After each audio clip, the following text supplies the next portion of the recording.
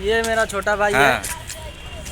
मैं सबसे पहले मैं ये वीडियो बनाना स्टार्ट किया था। प्यार देते रहिए गाइस ऐसे ही, और हम आपके लिए अच्छे वीडियो, नई वीडियो लाते रहेंगे। और भाई का चैनल का लिंक नीचे डिस्क्रिप्शन में मिल जाएगा, जाकर भाई को सब्सक्राइब और वीडियो को देखिएगा। भाई भी बहुत मेहनत करते हैं। और आज इसकी इच्छा थी, ये छोटा मेरा सगा भाई है, मैं इसको बोल रहा था कि भैया चलो लिया के लाल किला घुमा दो। मैं बोला चल घूम ले, तो लिया कर आया हूँ लाल किला। ये देख लो आप लोगों के सामने लाल किला है, आप भी देखो, हम भी देख रहे हैं। तो गाइस वीडियो कैसा लगा कमेंट में जो तो बताना। वीडियो अच्छा लगा तो वीडियो को लाइक कर देना, चैनल पे ना हो तो चैनल को सब्सक्राइब कर देना।